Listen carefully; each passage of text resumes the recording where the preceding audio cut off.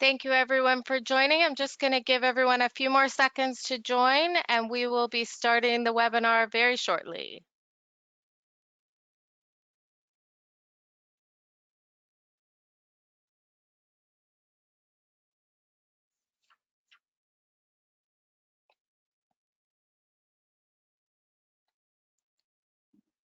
So good afternoon, everyone. Welcome and thank you for joining us for today's webinar, Perspective on Canada's Commercial Real Estate Market for 2021, sponsored by Bentall Green Oak. I'm Kristen Dougal, Director of Meetings and Events for Benefits and Pensions Monitor, and I will be your host for today. Before we get started, I have a few housekeeping items to review. This is an example of the attendee control panel. You should see something similar on your own computer screen in the upper right-hand corner. Use the orange arrow to open and close your control panel. Use the audio pane to select your preferred audio. Choose computer audio to use your computer microphone and speakers, or choose phone call to use your telephone and dial in using the information provided. Use the handouts pane to download the available documents.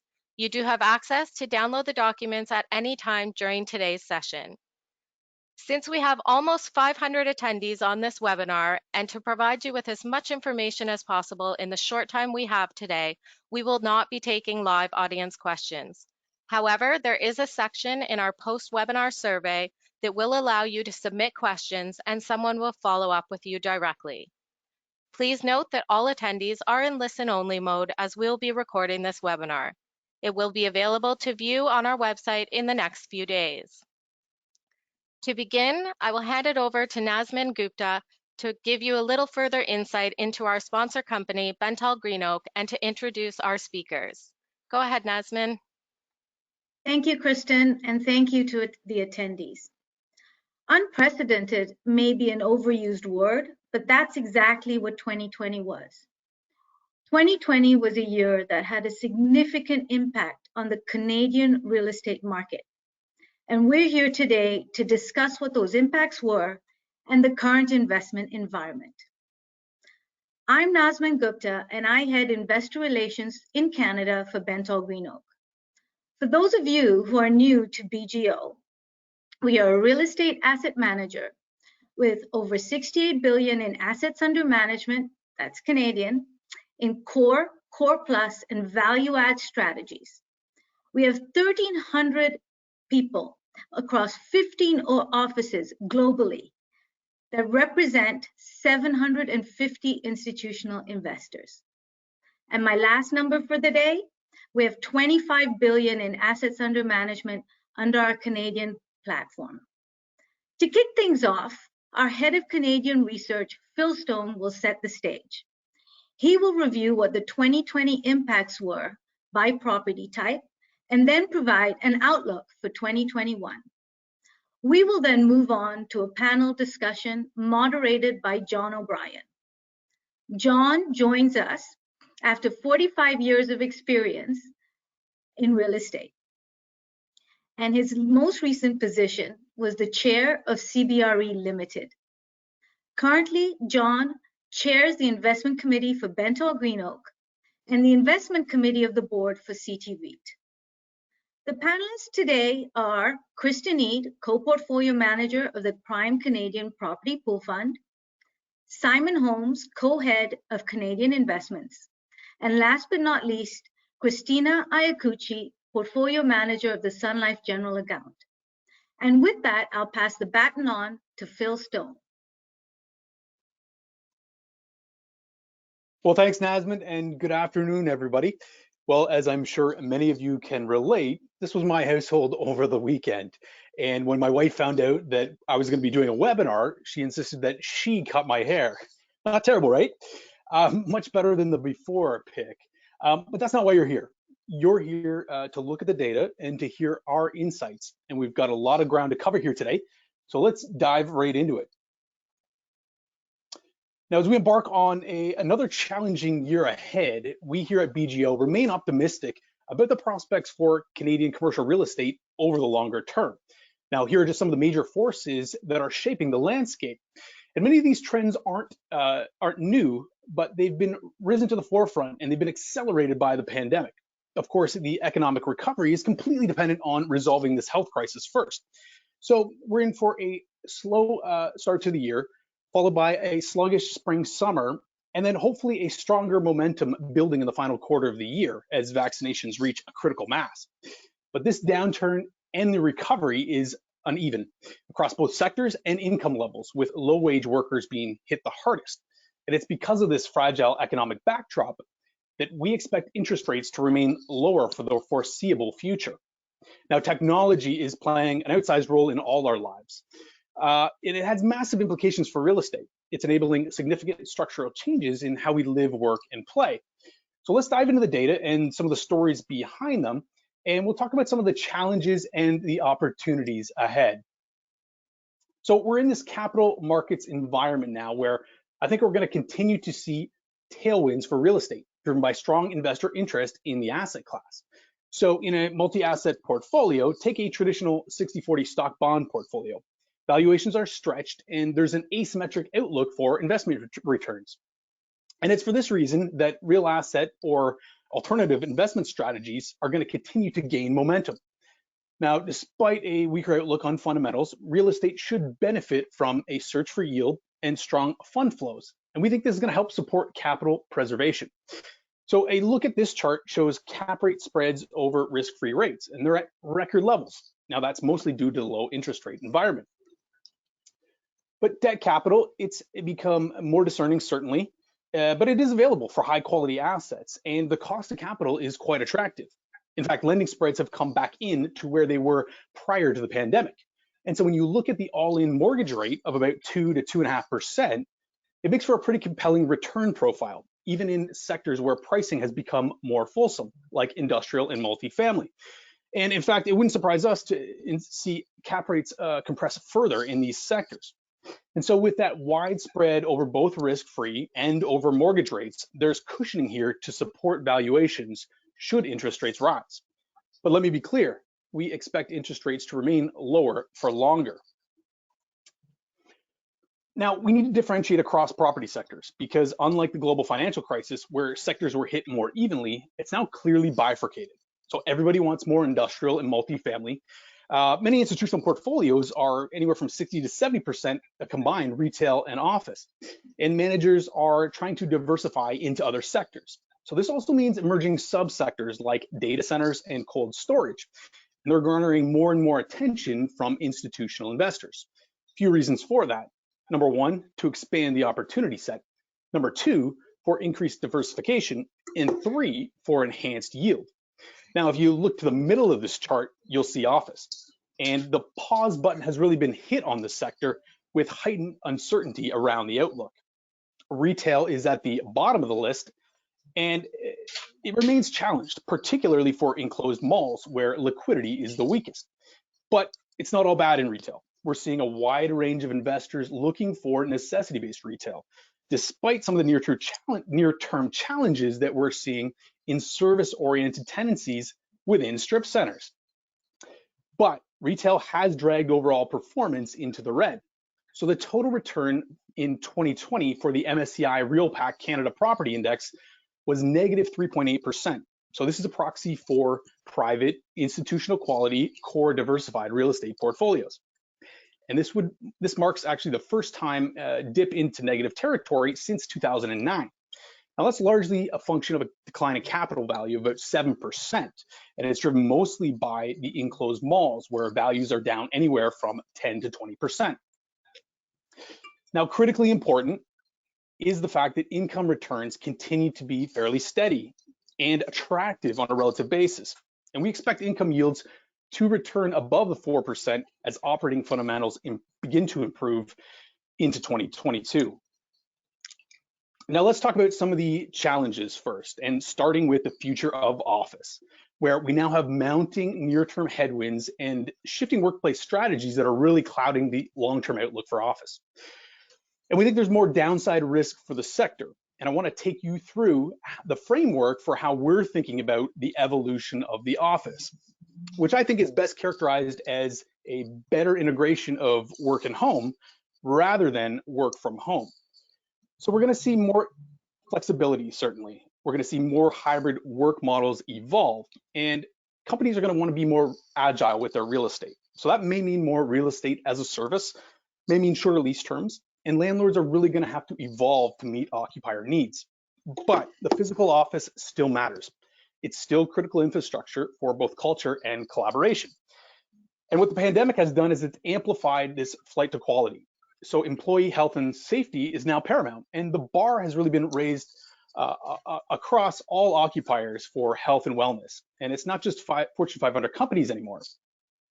We're going to see an even greater emphasis on healthy buildings, on ESG, and on climate resiliency. And what that means is that B and C class office is going to be more vulnerable.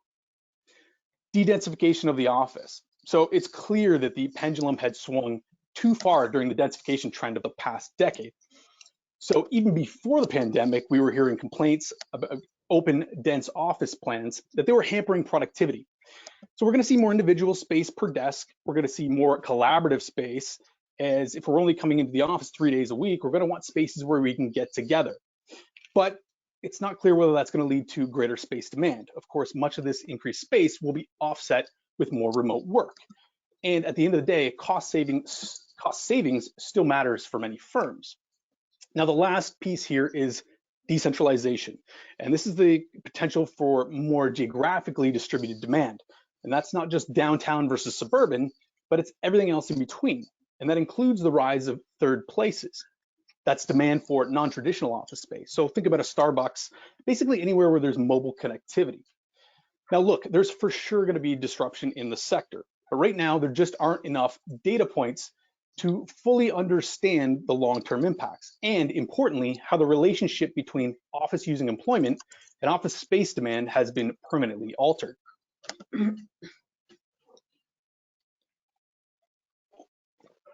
So this crisis has hit downtown office markets particularly hard. And we've just witnessed the largest three-quarter drop in absorption of any period going back to the real estate crash of the 1990s. And that's twice as much as any three-quarter period following the dot-com bubble. And it may just be early days. In fact, all firms are revisiting their workplace strategies, and we're going to continue to see more of those decisions unfolding in the year ahead. Now, no surprise, the demand shock has been most acute in downtown Montreal, Toronto, and Vancouver. Sublet vacancy is rising here, and to a lesser extent in Ottawa. But let's zoom in on the downtown Toronto market, which is a really good proxy for the overall health of the Canadian market, as it has a diversified tenant base and it makes up about 35% of the national downtown market. Now, the good news first, we're coming off record low vacancy rates. And this is true of the Canadian market as a whole, which has one of the lowest rates globally, in fact. But the bad news, this demand shock is coming at a time when there is record new supply being delivered to the Toronto market over the next few years. And so, while about 70% of that space is pre-leased, most of the pre-leasing is from tenants relocating within the downtown market, and about a third of that is from the banks. Now, fortunately, many of the existing towers are owned by the same well-capitalized institutions that are developing the new towers. For now, rental face rates, I should say, are holding up, but they are being induced with tenant improvement allowances and free rent periods, and that's exerting downward pressure on net effective rents. So let's shift gears here and talk about the interplay between retail and industrial. So accelerating adoption of e-commerce is really underpinning a solid foundation for industrial fundamentals. And all you have to do is look at the growth in Amazon's logistics footprint in the past year as a proxy for e-commerce growth. Now, remarkably, Amazon has added a little more than 4.5 million square feet of warehouse space in 2020 alone. That's a 72% increase in their total footprint. And an even greater percentage of that space is smaller local delivery hubs in order to be closer to the end consumer in covering that last mile to reduce costs. Now, with their larger fulfillment centers, they've added Montreal, Ottawa, and Edmonton to their geography in the last 2 years. And they're expanding into Hamilton and Ajax in 2021 to service the outer GTA. But these aren't your grandfather's warehouses. These are massive million-square-foot bombers with even greater automation and are now going as high as 5 stories over multiple levels. So what is a traditional retailer to do? Well, you've got to continue to invest in your online infrastructure and leverage your store network for last mile fulfillment. which can include more cost-effective buy online, pick up in-store, or curbside. And so you need to round out the options for your customers. Now, here are just a few of the headlines from the past year on what major Canadian retailers are doing. And the investment is working. So StatsCan data suggests that in a year where brick and mortar retail sales were down about 2%, pure play e-commerce sales were up 50%, but online sales from brick and mortar retailers were up 150%. And without restrictions being imposed on them, many essential retailers are faring remarkably well, with many grocers reporting strong profits this year. But it's those non-essential retailers that face an uphill battle. So the Canadian Federation of Independent Business estimates that the pandemic could see upwards of 200,000 small businesses close, many of those retailers and food and beverage tenancies. And it's been estimated that there's been 1,800 retail store closures that have been announced across Canada in 2020, across mostly national and regional banners. That's 3 times the level of 2019. So a little over half of those were apparel retailers, particularly in mid-price fashion. That's disproportionately impacting the enclosed malls. But a little context here. So that amounts to about 6.4 million square feet. That's only 1% of all Canadian retail space. And I think that needs to be contrasted with the nearly 28 million square feet of space that was given back to the market by the Sears and Target bankruptcies of the past decade. So malls are going to need to be reactivated. And part of that reactivation is that we're likely to see malls play a greater role in online fulfillment.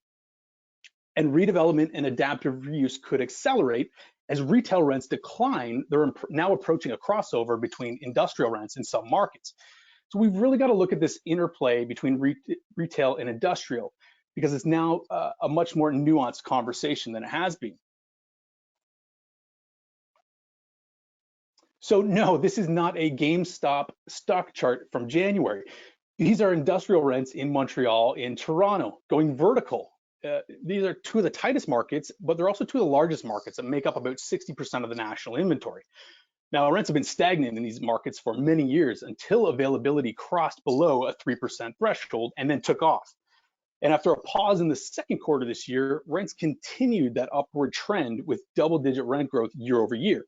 So even in Calgary, where availability is in the high single digits, rents are holding as it continues to develop as the distribution hub of the West. But we expect a rent growth to remain strong, and we expect strong demand for industrial product from a wide range of users, including owner-occupiers. Now, there's currently no supply risk. Quite simply, we can't build enough industrial. So if you look here, only 1.4% of inventory is under construction. And when you add that to the 3.3% availability, that's less than 5% availability, an owner favorable market with strong rent inflation. And by the way, most of that 27 million square feet is already committed to. Now, purpose-built multifamily rental, I should say, it's certainly facing some near-term headwinds, but we expect it to remain resilient as it has in prior economic downturns. And over the long run, we expect the demand drivers that have propelled the sector to remain intact. Now, let's talk about the pandemic impacts on these drivers. First, rental vacancy is highly correlated with the strength of the labor market. And so with higher unemployment, we're seeing higher vacancy. We're seeing an acceleration of a trend that was already well established prior to COVID, and that's that young families were outgrowing their 600 square foot apartment and moving out of downtown. This created opportunities in surrounding secondary markets like Hamilton, Kitchener-Waterloo, and Surrey, BC, for example. Now, these outflows within urban cores had been more than replaced by strong international migration in the past, but the pandemic restrictions have limited the flow of new entrants. And many of those from abroad would have been international students who rent. And we're also seeing domestic student renters move back in with mom and dad. And so on top of these demand shocks, we've seen short-term rentals that have flooded the long-term rental market. So if you think about Airbnb, plus we've seen a surge in new construction because it's finally become economically feasible in the last few years to develop multifamily. And so that's been a recipe for weaker rent growth. So nowhere have these challenges been more acute than the Greater Toronto area. In fact, we had not seen rent declines in Toronto over the last 2 decades. And now we're seeing the downtown market hit disproportionately hard. So these data are for new purpose-built rental, But condo rental data, I should say, suggests that rents are down anywhere from 10 to 20%. But we think these conditions are temporary. We expect a strong snapback in demand once the restrictions are lifted. And while we're in a period of elevated construction, Toronto still has a long-term housing supply deficit that needs to be addressed. And unfortunately, we think it's only going to become more difficult to build going forward with both rising construction costs and a challenging entitlement process. So here are the key takeaways for commercial real estate in 2021. Challenges for retail and office will persist. We expect a bounce back in multifamily and industrial to remain attractive. Real estate fundamentals should see improvement by year end with an improving economy. And a favorable capital markets backdrop provides a tailwind for the asset class. And I think on balance, and most importantly, this means that we expect income yields in 2021 should return above 4%. Now, before I hand it off to John and our panel, I want to leave with a few key questions to think about as real estate investors. So firstly, how do I position my portfolio to be more resilient in the face of both the cyclical and the structural challenges that we just talked about? Secondly, how do I attach my real estate to those economic growth drivers that are accelerating? And finally, should I be considering additional real estate exposure? And is that in Canadian markets or is it in global markets? Now with that, I thank you for your time. John, over to you. Thanks, Phil, that's great. Just wait for our other panelists to get on now. So what we're going to do over the next 35, 40 minutes is basically explore some of those themes that Phil gave us, trying to weave in the resiliency, the growth. What we're really looking for is how do we get in the way of growth? How do we find strategies that allow us to grow at a pace that is better than average, that basically gives us that impetus on a go-forward basis over the longer term, because real estate's fundamentally a long-term asset. So that's really what we're going to try and do, and we'll go through the asset categories that Phil gave us.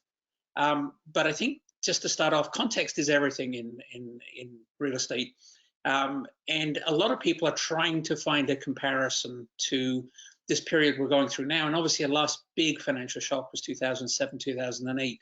So I wouldn't mind just asking our panelists just to briefly sort of discuss what they saw during that period and what the similarities or not are to today. So I'm going to start off with Kristen, who was in the REIT space at that time. So over to you, Kristen. Thanks, John, and good afternoon to you all. It's a pleasure to be here. Working for Kimco, a U.S. public REIT, during the GFC was quite an experience. My focus was on the Canadian portfolio, and from an NOI and value perspective, that was relatively unscathed throughout the GFC. However, that same cannot be said about the company. What was so profound to me was to witness the severe liquidity crisis through the lens of a public REIT. Kimco's stock plunged from $44 to $7, and the markets required us to negotiate a $1.5 billion line of credit to literally cover all of our maturing property mortgages in the next several years. There was no confidence in the market that those mortgages could be renewed by the lenders. Now, some REITs experienced that volatility this crisis, but the liquidity crisis was just not to the same extreme. However, as we recover, some parts of the REIT market will be less competitive, and that will give an advantage to private real estate that has, thanks to many of you, a more reliable source of capital, John. Okay, thanks, Kristen. So Simon, you were in the pension fund world, which was a completely different perch. How did you see it when 2007, 2008 hit? Yep, thanks, John, and welcome everyone. Looking forward to the discussion today. My experience at Canada Pension Plan Investment Board may be a little different than Kristen's. I was covering the US and Canada at the time. It was also the time that CPPIB was embarking on their global real estate expansion, so got a good global perspective in that regard. I think the first thing to note is really that nobody had seen a financial shock of this magnitude before. People reverted to the previous playbook. from the early 90s of how a downturn would unfold. And the general assumption was that it would be a drawn out period of half a decade or more of weakness. And so most groups, ourselves included, went pens down and transaction volume completely dried up. I think in reality, the period of opportunity, especially in Canada, was very narrow. And while Kristen indicated there was weakness in the public markets, I think the reality was very different for pension funds such as CPPIB on the institutional private side. Most owners of high quality assets were well capitalized, and so there was limited forced sales of assets or deep value opportunities, and lots of groups remained on the sidelines waiting for further declines well after the recovery was already well underway. So in hindsight, I don't think we as an industry really understood the willingness and ability of governments and central banks to provide liquidity to stabilize financial markets and asset values. Whereas this time around, we now have that playbook. We see the tools that central banks have at their disposal to stabilize capital markets. Everyone now understands this. There's lots of well-capitalized groups, so we're definitely not expecting to acquire high-quality properties at fire sale pricing this time around. In order to be successful on the investment side, we'll continue to focus on our areas of concentration within our target sectors, while also making adjustments that will be relevant for a post-COVID world. Okay, thanks, Simon. So, Christina, you were in the same seat. You were at Sun Life then, and you're at Sun Life now. What's your view on a look back, look forward basis? Yes, thanks, John, and good afternoon, everyone. You know, looking back at the GFC, Sun Life, like many other investors, and as Simon had mentioned, had really hit the pause button. They decided to sit on the sidelines. Now, unlike the issue that Kristen described, where the REIT market's lack of liquidity was the main driver of inactivity, these other well-capitalized investors weren't investing because they were just taking this wait and see approach. And I can remember clearly at that time, as investors, many of us didn't want to be that first investor pulling the trigger. You didn't want to be the only investor catching that falling knife. So what I'd say now is that we've come a long way since then. The big difference this time for Sun Life is that we had been preparing for this eventual downturn or market shock for a while. Now, clearly, none of us could have predicted a worldwide pandemic, but we had taken steps to ensure that we would have dry powder available and that we would have strategies that would allow us to have conviction to continue investing through the downturn this time. Because of that, I do believe we will have opportunities to take advantage of some market dislocations and also to get ahead of the wall of capital that will undoubtedly flood the market again for real estate.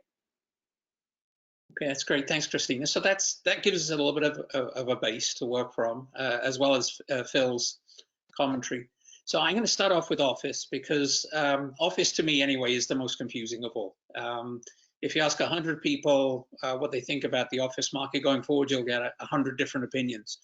I was trying to think of an analogy, and I came up with a maze. You don't know where you're going, and you don't know if you're going to hit a dead end when you get there. So I can start off with you, Kristen, with the portfolio you have. And bearing in mind Phil's commentary about resiliency, how are you looking at the portfolio you've got, and how are you looking going forward to sort of operate from that portfolio and looking for new opportunities? Yeah, happy to kick off this section, John. The pendulum of change within office is still swinging. We don't know where it will land. And for example, let me ask the audience if you can relate to this. During the first 5 months of the pandemic, all my colleagues and I could talk about was all the things that we loved about working from home. We loved the flexibility, there's no commute, dinner with family every night, wearing yoga pants each day to work. You know, that was the first 5 months. Now the last 5 months, all we talk about is how much we hate working from home. We miss the office. We miss each other. I miss my printer. You know, I'm sick of Zoom calls. You know, the lack of energy and collaboration. How do you build a high performance culture remotely? So there are several countervailing forces at play, as Phil outlined. This work from home dynamic, the de-densification and other factors. And we have to be prepared for whatever the net impact will be. And so for us, we're focused on 4 key things to ensure our portfolio is both resilient and adaptable. And we're focusing on buildings that, 1, are top quality, climate resilient, and sustainable assets with superior health and wellness features. It's just critical. And 2, located in prime, multimodal, and amenity-rich locations. 3, buildings with strong and defensive rent rolls, but also lease flexibility.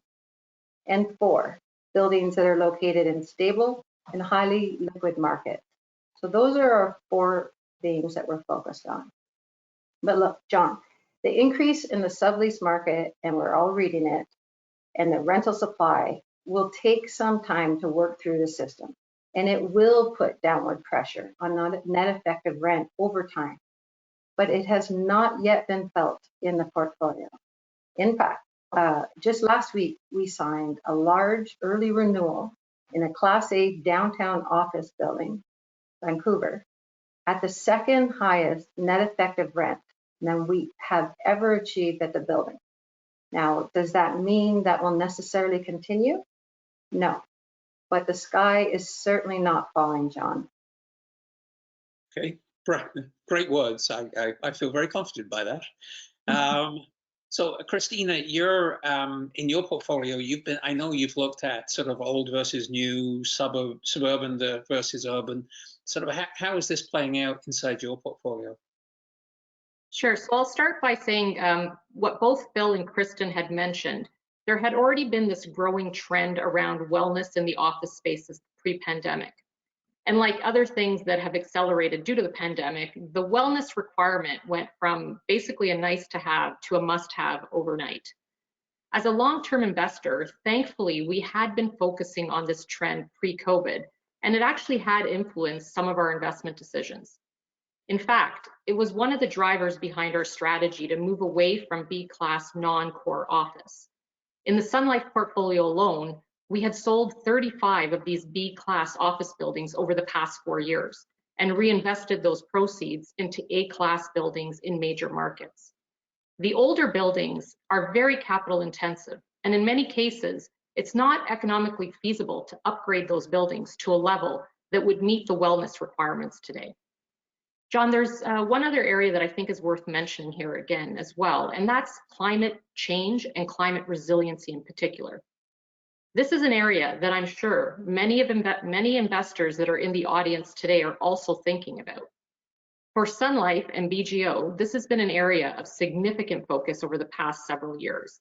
And through our innovation lab, we've actually been able to complete some very exciting projects in this area, starting with identifying climate risk factors across all of Sun Life's North American real estate assets. This was followed by the creation of action plans per asset, which outline the operational risks and the actions required to mitigate those risks. Because of this, BGO is now in a position to enhance our overall approach to climate risk and resiliency by expanding this award-winning program across other client portfolios and locations. Yeah, that's great. Thanks, Christina. So, Simon, when you sort of put these 2 commentaries together along with what Phil was saying, and when you're starting to underwrite buildings, when you're looking at the sort of cash flows, you're looking at tenancies, what's changed? How do you see this thing playing out in sort of the analytics of the investments? In terms of the general approach and general kind of thinking on the sector, I can't remember a time in my career where there's been so little uncertainty on what the future path is. On the investment side, we're used to dealing with risk, dealing with uncertainty and how to price it. But for us on the investment side today, we're dealing with the short-term economic impacts of a recession caused by COVID, and layer on top of that on the office side specifically, dealing with the potential permanent changes to how tenants are going to utilize space. And it really means we're taking a cautious wait and see approach to the office sector generally. It means we're really focusing on a select number of highest quality buildings in great locations for new opportunities as we see how the sector unfolds. Also important to note, I think that we are considering and seeing potential areas of opportunity in some emerging subsectors that Phil referred to, whether it's medical office, lab space, lab sciences, R&D, those types of office functions that can't be done from a home environment will be expected to potentially outperform going forward. The real question for us in Canada is whether these sectors emerge in scale in Canada to make them viable investment prospects. In terms of underwriting specifically, definitely I'd say the level of building-specific scrutiny on the office side is higher, I think, than it ever has been. On the revenue side, generally, I think we are being more realistic in terms of how we underwrite market rents. I think market rents are going to be flat to slightly declining over the coming years, and we're definitely incorporating that into our rent curves.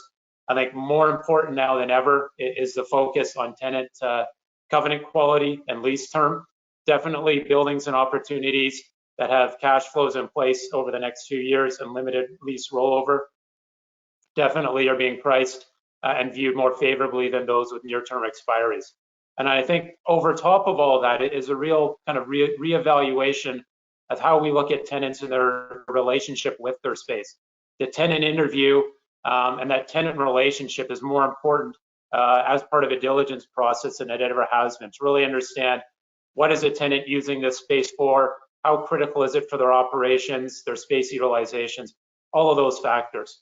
On the expense side, definitely the cost side, and figuring out, really trying to determine the level to which costs are required to make a building attractive to tenants with the new requirements around ventilation, access, reconfiguration, is something we're working very closely with our services and operations team on as we underwrite. And I think overlaid on top of all that is the capital markets consideration. So given the uncertainty in the sector, I think it goes without saying that cap rates and the required return today is probably slightly higher than office than it was even pre-COVID, even for the best buildings, just given the lack of certainty on the path for the sector. So that's how we as investors are thinking about office today.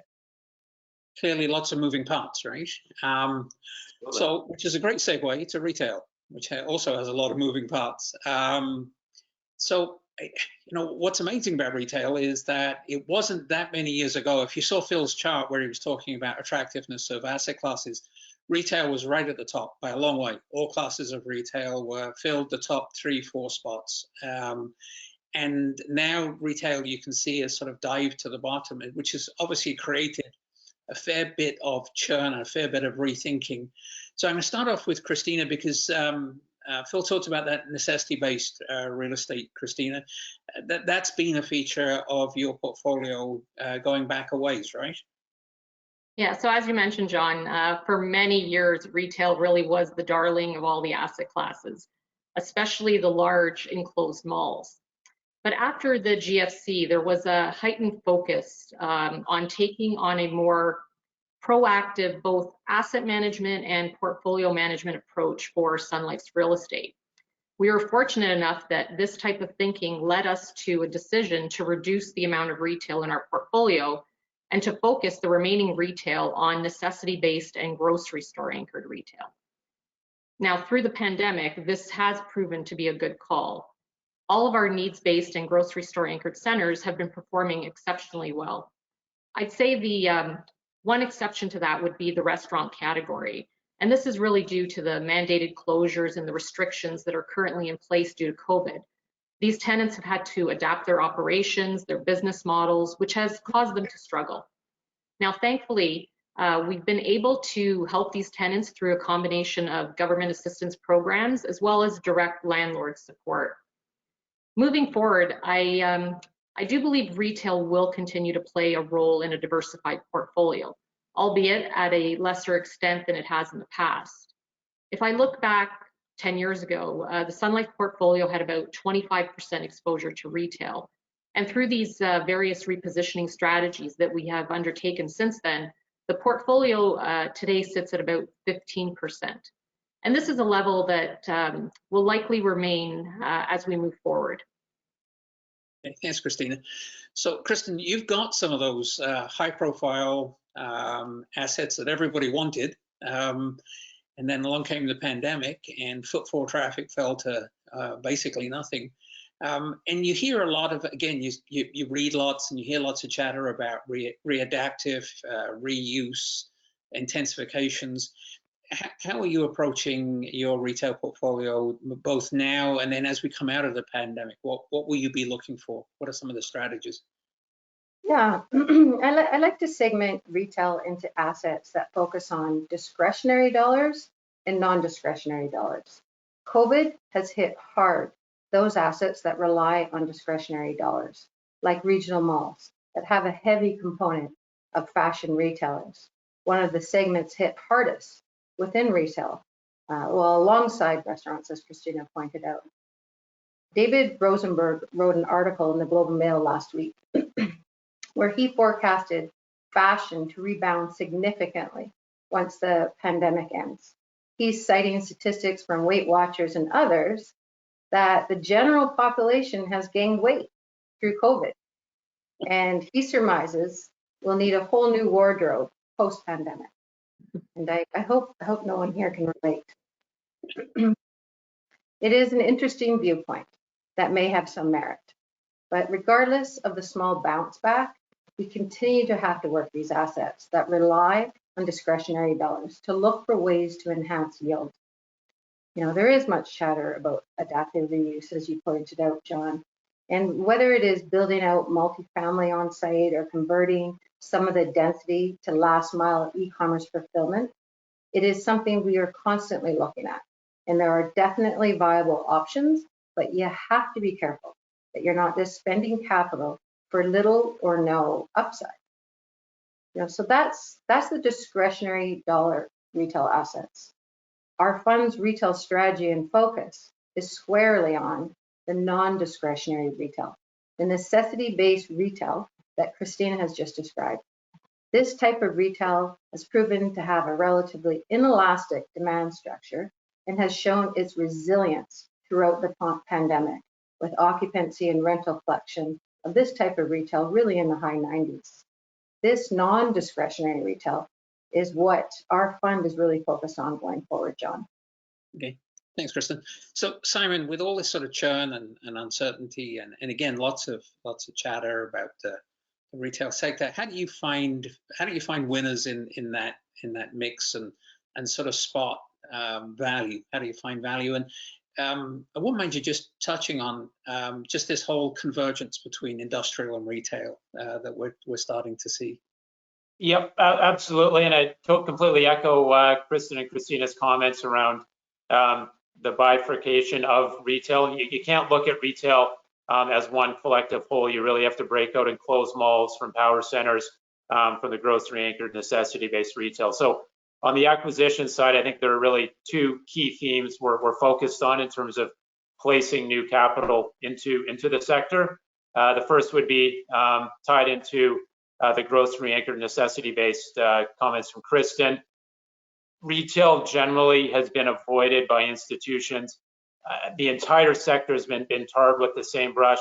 To us on the investment side, that signals opportunity. And so from our view, there really is an opportunity here to focus on those well-tenanted properties with tenants that have viable, solid business plans that will see continued customer demand going forward. There really is an opportunity there to place capital in that sector and earn a return premium versus those available in other property sectors, perhaps with the same risk dynamic. So that's the first theme. And the second theme is, as you mentioned, the fact we're increasingly looking at retail properties with a forward-looking view and with a creative lens. So not just looking at it as in terms of what it is today, but really trying to understand what can this be, what can this property be going forward, whether it's retail or some other use. And residential is obviously the theme around densification, something that we've been focused on, as well as the general industry over the last several years. The emergence and convergence of retail and industrial is relatively new, especially in Canada. We've seen examples in the US of enclosed malls and other retail properties converted to industrial. We haven't seen that in large scale in Canada yet, but rest assured it's coming. And so from our perspective, as that retail and industrial convergence continues, it's really a question of execution for us.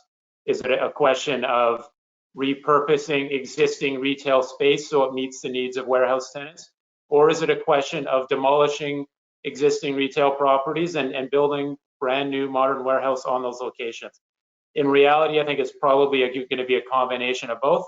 And certainly both themes and strategies are going to be a key area of focus for us going forward. That's great. Thanks, Simon. So let's switch gears now to two of the more popular asset classes. And I'll start off with exciting industrial, two words I never thought I would ever say in the same sentence. Christine, I'm going to start with you. You've had a long history with industrial, and you sort of face the do I build it? Do I buy it? If I'm going to build it, what do I build and how do I build? So some of those issues, as you look both at the portfolio you've got and as you go forward, maybe you give us an idea of what your strategy looks like on a sort of on a go forward look back basis. Sure. As an investor with a diversified portfolio strategy, industrial has played a key role in Sun Life's portfolio. For many years, John, as you mentioned, do you build, do you buy? We've started to focus on a true strategy of build to core in this category. But to do this successfully, you really need to have a very strong land bank. And about 5 years ago, we were basically out of land for industrial development. Now our strategy and our goal is to have a constant flow of land available for development. But to create that proper flow, you really need to have land that is at different stages in the development process, from unentitled all the way up to shovel ready. Now, thankfully, over the past few years, we've kept Simon and his team busy buying us a bunch of land, and we've managed to rebuild our land bank to a level that aligns with our strategy. Currently, we have about 400 acres of land. Again, these parcels are all at different stages in the development cycle. Considering the strong fundamentals today and the positive market momentum for industrial that we've all talked about, we are very pleased that we managed to get our land bank back to where we would like it to be. Our plan now is to continue to increase our exposure to industrial through this development pipeline, as well as through purchasing assets that can be redeveloped into industrial. Again, like the assets that Simon has just described earlier to us. Okay, thanks, Christina. So, Kristen, how, I'm assuming that industrial plays an equally important part in your outlook going forward. So how is your strategy developing inside Prime? Yeah, we share that land banking approach and have several hundred acres of industrial development land as well, and some, in fact, in partnership with Sun Life. Our industrial strategy focuses on acquiring and developing these mid to large bay distribution and e-commerce logistic facilities.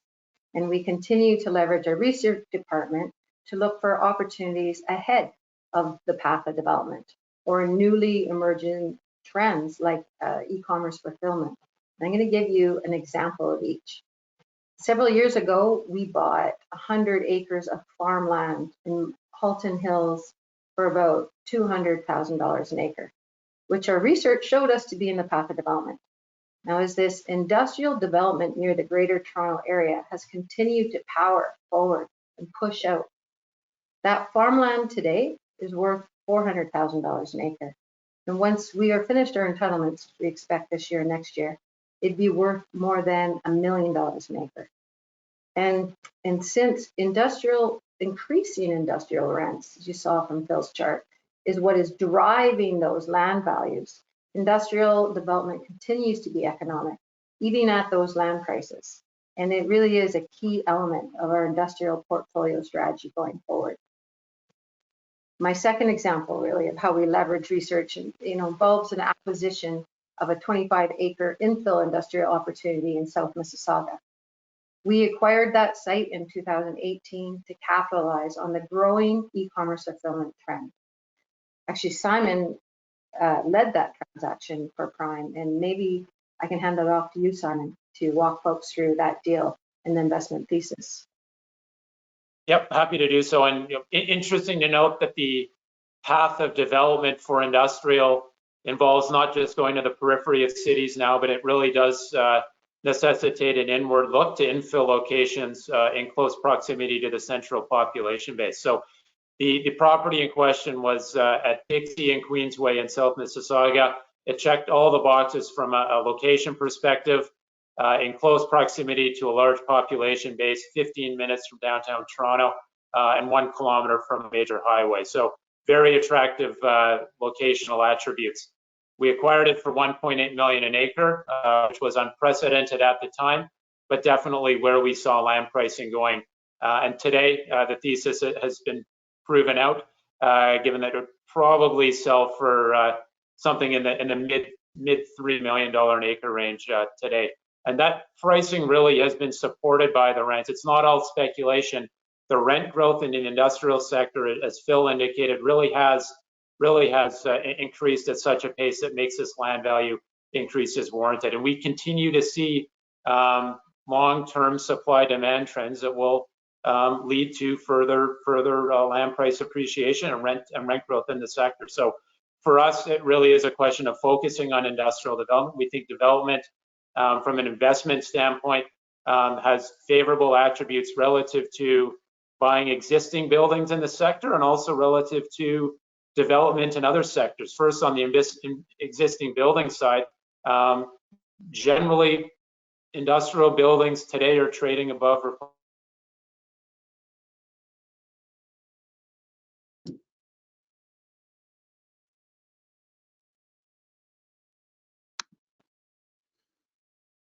Okay, I think Phil is frozen. We'll move on while Phil comes back. We can still see him in all the glory, but we just can't hear him. So what I'm going to do is, and since we basically have run through this a couple of times, Simon was almost done. So so what we're going to do is move into multifamily. So I'm going to ask. I'm going to start off with you, Kristen. You have to be increasingly creative, as we said, taking an inward look into cities. We literally pore over aerials and site maps to understand what it is that we should be focused on. And it also involves looking at retail and greenfield sites on the periphery as well. Okay. So you froze for a moment there, Simon, just in case you didn't know, but you're back. Welcome back. Oh, sorry about that. That's all right. Catch anything? Happy to repeat anything I said. No, I think you were almost done. So, okay. So let's move on to, I think, the last asset category, and I think was the one that everybody felt was the no-brainer. Because as was mentioned earlier, nobody knew what this black swan was going to look like, and certainly no one, I think, other than Bill Gates, anticipated a pandemic. And so there are some headwinds with multifamily that I don't think anyone anticipated. I think when people were looking at the immigration stats, they were looking at the sort of convergence in cities, they were looking at job growth. So they had very positive views of the whole multifamily sector. So with those sort of headwinds, Kristen, is anything changed, Kristen, in your portfolio or in how you're sort of looking at the market? No, it really hasn't changed. We continue to focus on multifamily, and we have an active build-to-core multifamily development pipeline. And in fact, as you would know, John, we just approved a new development to commence this year in Toronto. Now, while there is some temporary softening in the marketplace due to the pandemic, post-pandemic, we believe that will bounce back, and there are still very favorable macroeconomic conditions to support the sector. Now, look, John, it's quite simple math. In the primary markets where we develop, household formations, which includes immigration and it includes foreign students, far exceeds the supply of multifamily stock by a large order of magnitude. So we continue to have this chronic lack of multifamily stock, especially in Toronto and Vancouver, where the cost of home ownership is a significant barrier to entry for new households. What is important to note, though, is that what's interesting is that new generation purpose-built rental units are only 11% of Toronto's rental housing stock. And historically, there has always been a premium for purpose-built rental over condo.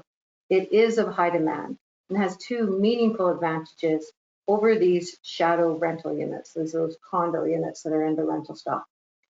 And those meaningful advantages are, there's a security of tenure for the tenant. They did not have to worry about their landlord kicking them out so they could rent their space out on Airbnb or, have their daughter move in. And two, and very important, is that the purpose-built multifamily buildings have been built with the renter in mind. And so they offer enhanced services, amenities, and events that tenants prefer. So we believe that the desirability of purpose-built multifamily has only been amplified by COVID, and it remains a key part of our multifamily strategy going forward. Okay, thanks, Kristen. So, Christina, you've had a large portfolio for a long time, so you've sort of again had those decisions to make as to old versus new versus build. How has that unfolded in your portfolio, and has anything changed on a go-forward basis in your outlook?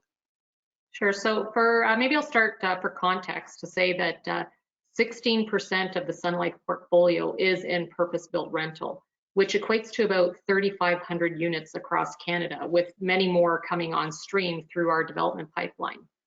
Now, as Phil had mentioned, it's only really been in recent years that the economics for purpose-built rental have really started to make sense. Before this, a majority of Sun Life's exposure to this asset class was through first-generation older product in suburban markets. There was a fairly compelling strategy behind that, acquiring older buildings, repositioning them through capital spend, and ultimately improving both the quality of the building as well as the revenue stream. The challenge with this strategy is that these older buildings continue to require an immense amount of capital. So once the economics started to make sense, we did adjust our strategy to go to a more, as I said, build to core strategy and selling off these older first generation buildings. The new strategy was twofold, basically. The first was to identify assets within our current portfolio that could be redeveloped or densified. And secondly was to acquire land for development, mainly in urban locations. Now, the purchasing of the land is where the challenges really are, especially if it fits the criteria for a condo developer, who typically can pay more than a purpose-built rental developer. And actually, perhaps I'll ask Simon to elaborate on that point when he speaks next. But before that, I'd like to leave you with one final comment regarding another benefit to our build to core strategy for residential. As an investor who is highly focused on ESG, Sun Life's build to core strategy also enabled us to introduce inclusionary housing, which is basically affordable housing that is intertwined alongside market rental units. This has helped to strengthen the communities that we invest in by helping to narrow the growing gap of the systemic barriers and inequality that threatens so many families today. One example of this is a project that we have just completed actually with a joint venture partner in Regent Park, where we're delighted to be able to offer 34 affordable suites within this new development. Hey, thanks, Christina. So Simon, rising to the challenge, how do you find these sites when you're competing against condos and sort of alternate uses? What are some of the challenges that you find?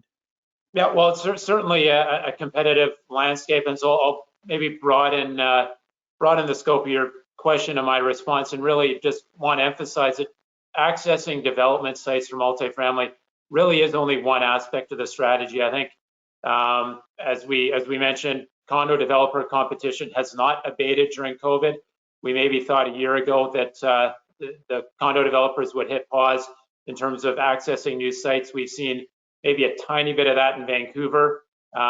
Prices have maybe declined a little bit, but have not seen much of an impact in Toronto and Montreal, where land prices are as high as they've ever been. So there will be continued condo developer competition. We're in a great position in that we have a fantastic pipeline of existing multifamily development sites that we can focus on that we bought in years past.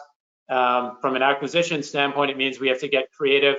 We're also focusing not just on development, but I think on income producing properties. And one of the benefits coming out of the last 3 to 5 years and all the construction that's happened in the sector is there now is an inventory of these modern buildings that we can acquire. And we've definitely seen some transactions in great locations with brand new product that have transacted. So that's one part of the strategy. I think another part of the strategy is with regards to markets.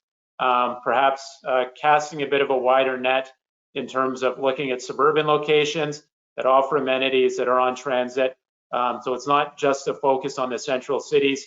Suburban locations have actually proven to hold up relatively well, and we haven't seen the same rent declines in some suburban locations that we've seen in the central cities. So that's one component. And I think related to that is more of a focus on secondary markets. So the exodus or some migration we've seen out of the major markets to Kitchener-Waterloo, to Victoria, some of these markets that offer some great things in terms of quality of life and cost of life to tenants.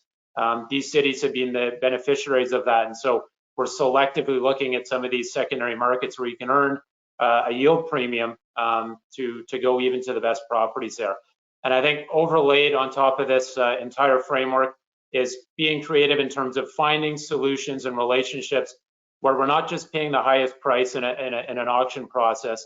It's creating a partnership, getting creative on deal structuring, whether it's a forward purchase or other structure, to find opportunities to acquire best-in-class product by not just paying the highest price. It's about creating those relationships over a long period of time to get you that best product. And I think overlaid on top of that is leverage as a consideration. Probably more important to consider the prudent use of leverage for multifamily versus any other property type, given cap rates generally in the 3s, but you combine that with interest rates for CMHC-backed mortgage financing below 2% means you actually get some levered yields that compare favorably to those available in other sectors. So generally, to outperform on the investment side in multifamily means we have to continually tweak our strategy, anticipate trends, and go where we think that the market's going before the rest of the herd gets there. Okay, thanks, Simon. So I'd like to, we've come to the end of our time, so I'd like to thank our 3 panelists, Simon, Kristen, and Christina, for their insights. And before I hand back to Nazmin, maybe I could sort of summarize by, hopefully I think we've done justice to Phil's slides when he started the sort of the research he gave us as a backdrop, and leave you with 3 impressions from my perspective, because obviously I've been sitting here listening rather than participating. One is clearly research, following research is a basic principle for success. But it only takes you so far. The research will tell you what. It won't tell you necessarily where and how. And so a really good strategy has to extrapolate from that research and start to put some direction and some depth to it. The best analogy, and since this is a Canadian webinar, you have to refer back to Wayne Gretzky. And Gretzky always said, you never go to where the puck is, you go to where the puck is going. And that would probably summarize how to develop a successful real estate strategy. Second one is that finding growth, which Phil mentioned, and has been implicit in all 3 of our speakers, is quite a subtle process. It is not, if it's easy, it's going to disappear very quickly. If everybody's piling into one sector, you need to be very careful because there's too much capital entering. If you're going to enter a sector, you want to be first. You don't want to be the last person in. So again, it's a more subtle strategy. And the last, and that second point would be, it has to incorporate some development, because you can see if you can't buy it, you build it. And there's some pickup in there in yield as well. And the last one, and I'll refer back to office and retail, which we know have a lot of discussion around them, which is headlines, and you read lots. Headlines are entertaining, but they're not necessarily informative. And I sure wouldn't build a strategy around headlines. So I'll leave you with that profound thought. We're going to hand back to Nazmin, and we're all going to clock off. Thank you.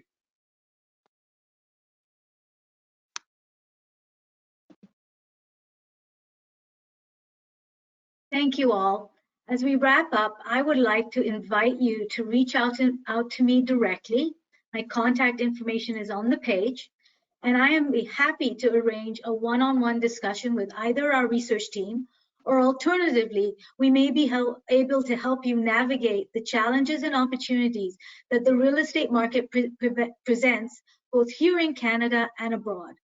We had over 330 attending, and I hope you and your loved ones, especially those hit by this wicked winter weather this week, are safe, healthy, and warm. And over to BPM. Thank you, Nasmin. Unfortunately, that is all the time we have for today. So thank you to everyone for joining us, and a big thank you to our speakers and Bentall Green Oak.